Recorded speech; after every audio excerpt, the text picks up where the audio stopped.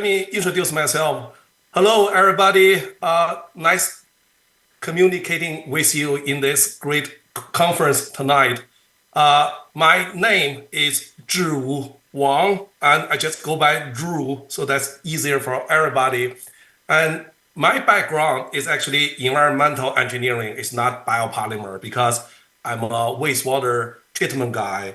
I develop different technology to turn the waste into something valuable, either bioenergy or bioproduct. And this bioplastic production technology is one of those waste treatment technology I and my collaborators developed together. Basically, is turning the food waste into bioplastic to save the cost of the waste treatment and also remove the pollutant of both the food waste and petroleum plastic waste from the environment in a very affordable way. And recently, we also learned the quality of the bioproduct produced from those food waste is quite high. So that's exciting news. And oh, by the way, I'm an associate professor in VirginiaTech University in biological system engineering department. And we have a big team here developing this bioplastic technology along with Dr. Yang Kim, who is also here. And he's my great collaborator, teaching me how to turn those crude bioplastic that we produce into something that's useful and can be sold on the market. Actually, we also have another collaborator here. His name is Dr. Haibo Huang.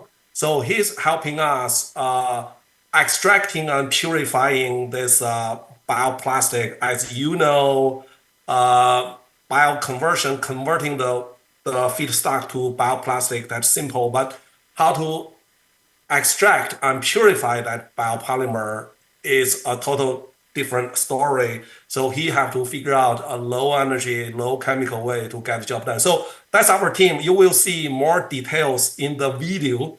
And make sure you have all your questions asked at the end of that video. I will be here happily address all the questions that you have. Okay, thank you, Professor Wang. Just keep staying there. So we will start. Okay. 지금까지 왕 교수님이 이제 소개는 지금 오늘 다룰 문제는 이제 그 웨이스트 푸드, 그러니까 음식물 쓰레기를 활용한 유용한 이제 플라스틱을 만드는 거고요.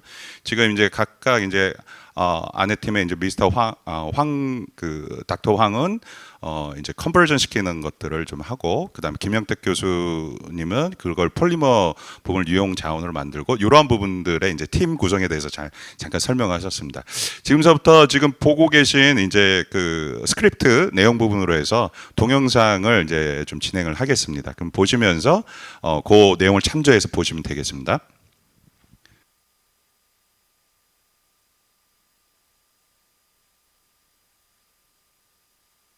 Hello, everybody in Greenpacking Global Forum 2025. It's a great pity that I can't join you in person.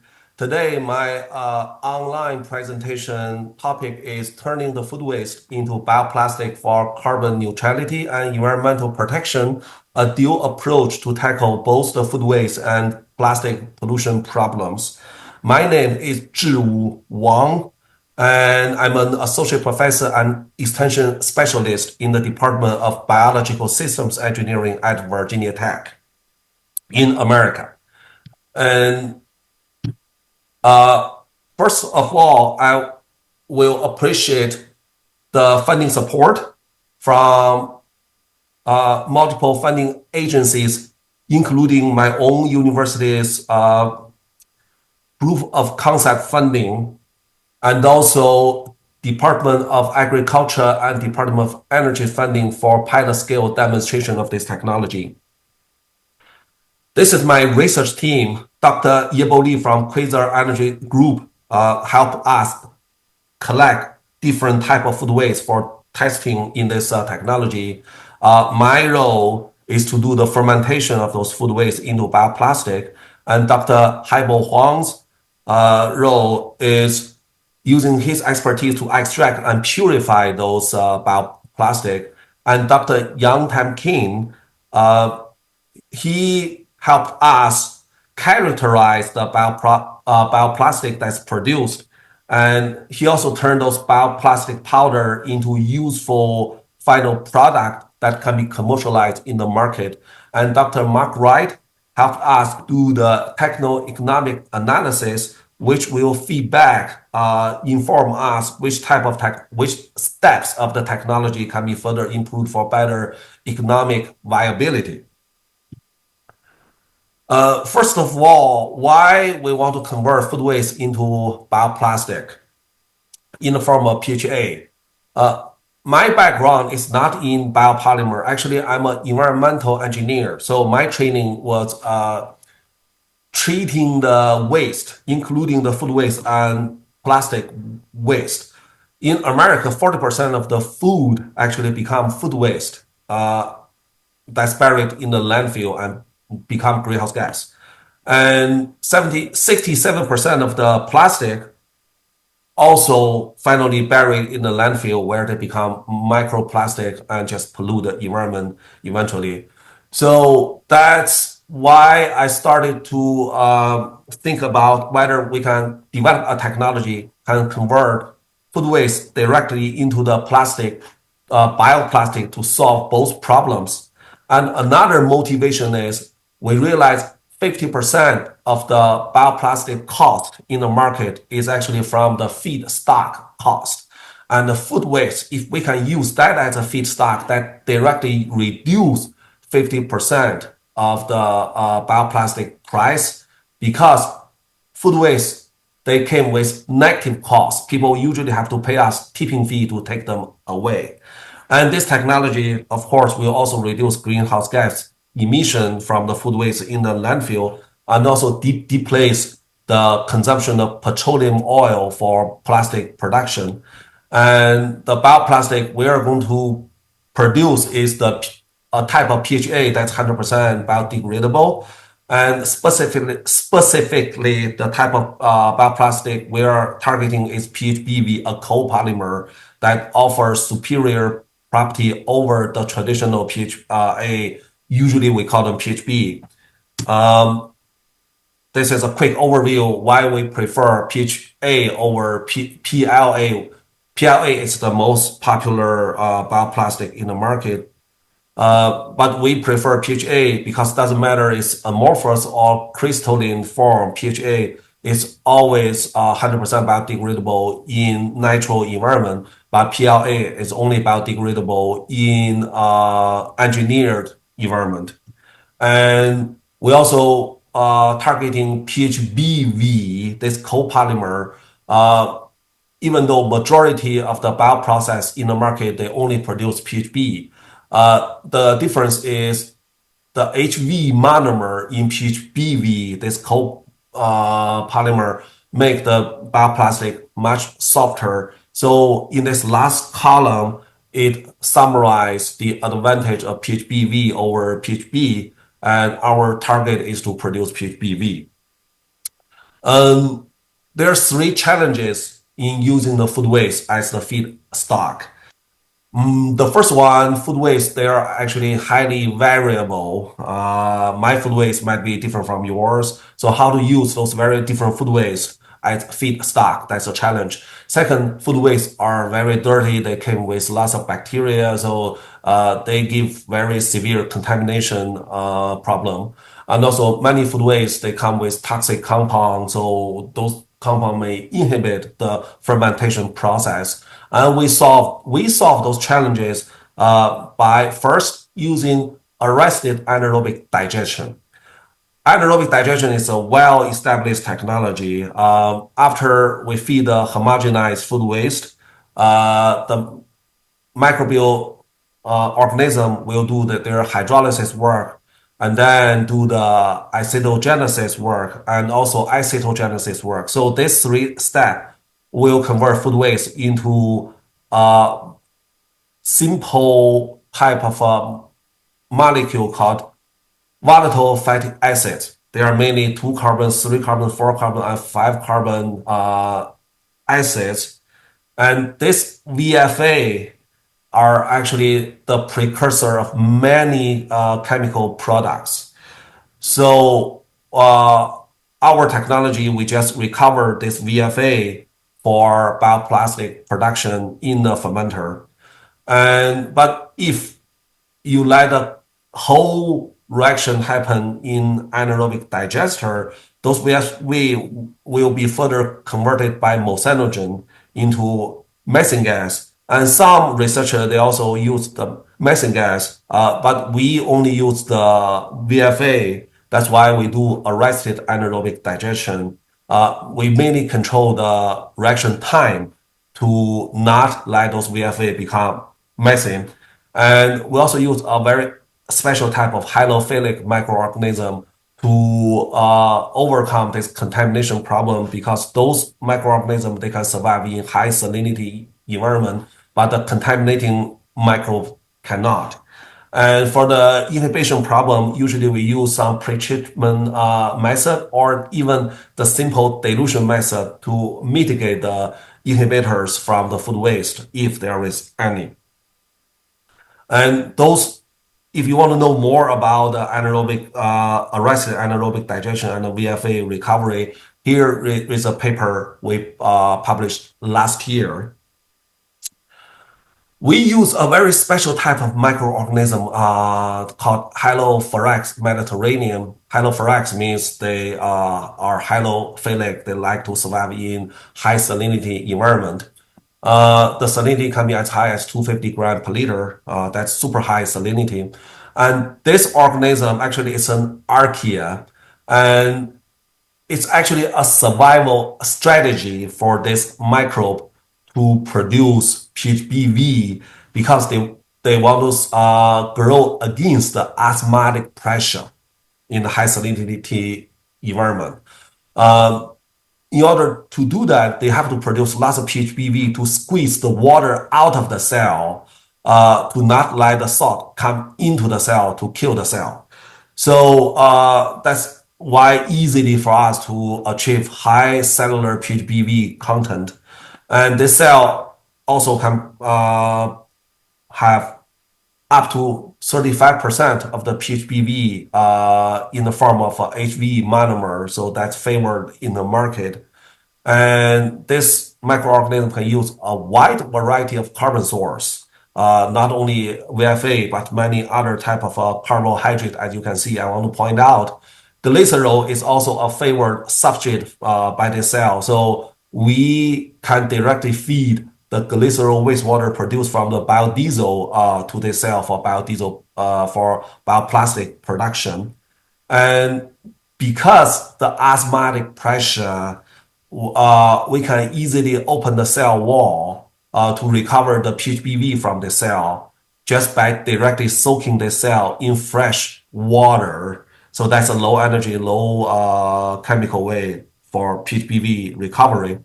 And we can cultivate this cell in continuous flow bioreactor. That's the cheapest bioprocessing for bioproduct production.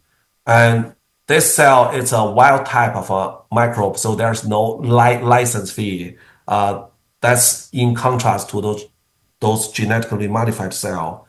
And because it's a wild type of a microorganism, and also can survive the contamination, so we do not need sterilization. This is also in contrast to genetically modified cell. They need sterilization of the feedstock, and also in America, it's not allowed to directly discharge genetically modified into the environment, but this cell is okay. We did a proof of concept study first by testing whether this cell can grow in food waste digest state. Very few people have tested that before. And we also tested different nutrient level, salinity concentration, pH, and dilution factor. It turned out if we don't dilute this food waste digestate, the cell doesn't grow because of the inhibitory effect. 2-time dilution turned out to be the best. And the nutrients are usually required because the food waste may not come with the right macro and the micronutrient level. And we can reduce the salinity to 156. That's still high. And the pH level is around neutral is the best. And with this ideal environment, 70% of the total organic carbon in the food waste can be utilized by the cell. And that allow the cell to produce 70% of that allow the cell to produce the PHBV that's about 70% of the cell dry mass. Okay. And in that 70% of the cellular content of the PHBV, 6% were found to be the HV, which is good, but it's not as high as what we want. Industry usually prefer 20% HV content in the PHBV. And after that, we did a long-term study. So we run the fermenter for 450 days.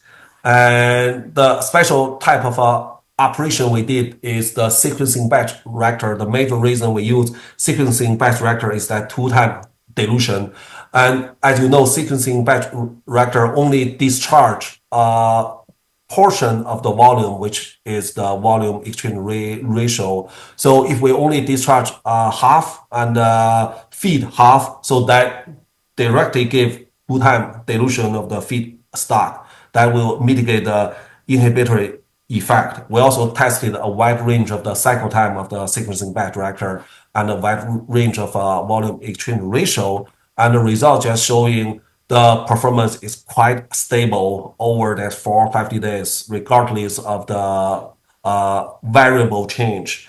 And this long-term study showed 50 to 60% of the cell mass can be PHBV, which about 10% HV content in that PHBV copolymer. And because we operate in sequencing batch way, a portion of the salty water always got automatically recycled for next fermentation, next run of the fermentation, that directly save 50 to 70% of the salt. Later, we also figured out how to use the industrial salt to further save the cost. This study has been published early this year if you want to see more details. And as I mentioned, we usually prefer the HV content in the PHBV to be as high as like 20% to make the PHBV more soft and has more application. And first, we realized the HV actually produced from the C3, C5 VFA, like the propionate or valeric VFA. They are the building block of the HV monomer. For that reason, you can see a linear correlation between the HV content and C3, C5 content in the VFA produced from the food waste arrested anaerobic digestion. So that means as long as we can increase the C3, C5 VFA, we can increase the HV content in the PHBV. And a special technology we developed was a microbial electrolysis cell, which just directly apply a low voltage on this arrested anaerobic digester. And this is the result comparing to a control without voltage applied. That's called open circuit potential. And as you can see, with this 1.5 voltage applied, the total VFA titer increase, and also the C3, C5 VFA fraction also increase here. And that allow the HV content to increase from around 8% to 20%. So that will meet the industrial requirement for many bioplastic applications. And this study actually just published this month, if you want to see more details.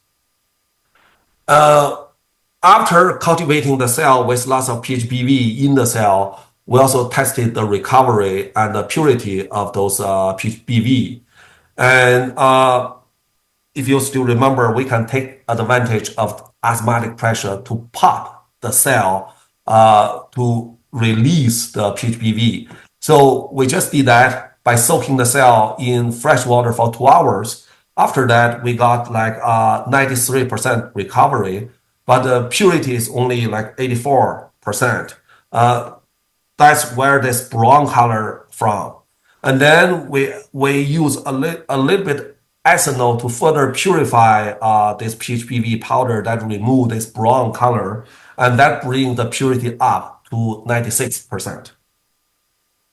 And this is the SEM photo showing the original halophorex Mediterranean cell, and also the PHPV granule after extraction. Because of the high hydrophobicity, those PHPV granule, they just co-aggregate together like that after extraction. And this is an overview of the pilot scale demonstration of this technology. We run a 100-liter anaerobic digester that can directly convert the food waste paste into VFA. But whenever we use the glycerol waste that's produced from the biodiesel production, that can bypass this anaerobic digester, directly fed to this 100-liter fermenter. Those pink color are the halophorex Mediterranean cell growing there. And after this fermentation, we run this centrifuge to harvest the cell. And the salty water after the cell separation, they are recycled back to the same fermenter for next round of fermentation. So we don't need to buy new salt. And those microbial cell after harvesting, usually we can't wait for 2 hours by using the fresh water for extraction. And so in pilot scale study, we use homogenizer to quickly open the cell wall and recover the PHPV. And Dr. Yang-Tam Kim sprayed those PHPV on a piece of paper just to show the final application of those PHPV produced from the food waste. And those photos just showing how effective this centrifuge is separating those pink cell from the supernatant. And that's very clean, transparent supernatant got recycled back to the same fermenter for next round of high salinity fermentation to save the salt. And this is some results from this homogenizer. Homogenizer, usually we call them high pressure homogenizer. They can change the pressure. This result just showing the recovery is independent of the pressure, but the purity is only at high pressure. The purity can be as high as like 90%. This result just showing it's because that purity, we have to use higher pressure, let's say 1000 bar, to achieve better thermal stability in that PHPV, because the impurity may lower the thermal stability. And this result just confirming those impurities are actually the proteins from the cell. And this figure just showing the 1000 bar were able to remove those impurities and make those food waste PHPV achieving the same quality as the standard PHPV that we purchase in the market from Sigma. And this is a very preliminary techno-economic analysis showing the whole process can lower the PHPV price to around $3 per kg. We are still doing more pilot scale study to further optimize this techno-economic analysis results. And here is a quick summary of this presentation today. We use a pilot scale reactor demonstrated a complete bioprocessing train converting food waste to purified PHPV. And this process has been proven stable for 450 days. And we have tested a wide variety of the food waste, and they all work. And we also developed a special technology which is a microbial electrolysis cell, to increase the HV content in the PHPV to 20%. That's favored in the market.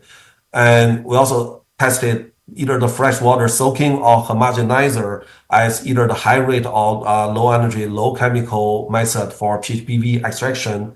And those final PHPV has the quality close to the standard PHPV we purchased from Sigma. And very good economic viability is shown from the preliminary techno-economic analysis.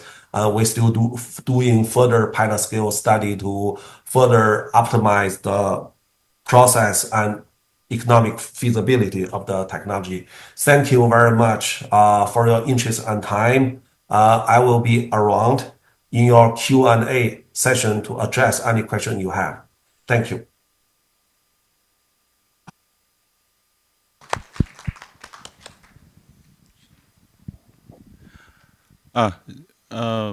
Professor Wang. Yes, I'm over here. Okay, so thank you very much for your speech. Then so we can know that just the food waste can be the good source so to make a very high quality as polymers, as especially the biodegradable, superior biodegradable materials. Okay, thank you very much. Then 지금 현재 버지니아텍의 아까 전 팀 중에서 김영택 교수님이시라고요. 지금 이제 폴리머 부분의 컨버전 통해서 이제 다양한 용도를 같이 연구를 하시고, 여기 이제 왕 교수님은 이제 주로 이제 머티리얼을 활용을 해서 이제 우수한 이제 소재 될 수 있는 걸 연구를 하고 계십니다. 그래서 지금서부터 내용 부분이 좀 전문적인 부분도 있긴 하지만은 이제 그 웨이스트 그 오르가닉 웨이스트로 활용을 한 유용한 폴리머를 만드는 부분이 있는데, 그 지금 질문사항이나 질의사항을 좀 받도록 하겠습니다.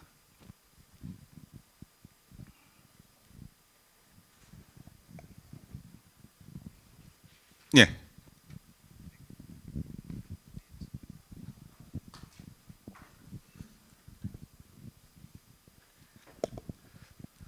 Thank you, Professor Wang, for the great presentation and the great research. I just had one question.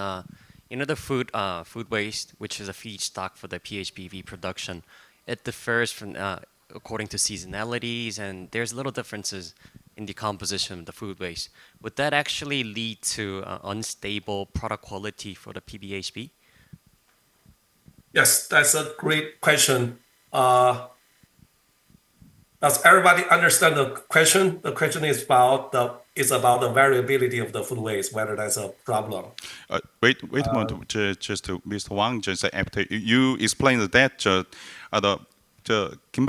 김영택 교수님, 이 좀 전문적인 분야일 것 같아서 지금 왕 교수님 설명하시고 나면은 좀 말씀을 좀 해주시면 감사하겠습니다. 네, 예, 일단 질문 미스터 왕? 저기 예. 의장님 그 질문부터 그 설명을 하면은, 의장님 질문은 저기 식품 다양성이 어떻게 발효에 영향을 미치는지 그걸 질문을 했고, 저기 이제 닥터 왕이 이제 그에 대해 설명을 하려고 합니다. 닥터 왕, it's your turn. Okay, all right. So my answer is this. All organics in this world, including the food waste, they only have three components. That's carbohydrate, fat, and protein. And after hydrolysis, carbohydrate becomes sugar, and protein become amino acid, and fat become the long-chain fatty acid. And then the next step is the acidogenesis, means all those three components will be further degraded into a smaller compound that's volatile fatty acid, like the acetate, propionate, butyrate, and valeric. So what I'm trying to say is, doesn't matter what is the component, eventually they become the same thing, that is VFA, volatile fatty acids. And we call this process biofunneling.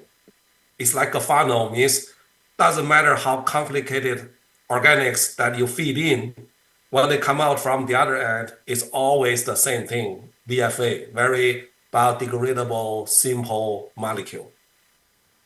Let me know whether that makes sense to you. It does. Okay, let me break down what you said, Dr. Wang.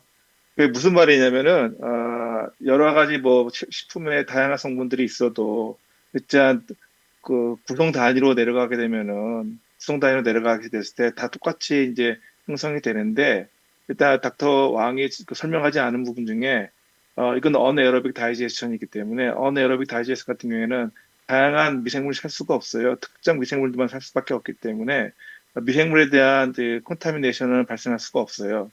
그리고 그 어네어로빅, 그러니까 혐기적 소화에서 발생하는 균들만 먹고 이제 먹을 거 아니에요, 음식물들을. 그러면 결국 나머지 이제 대사 산물들은 일정 아주 단순한 것들로 남을 것이다.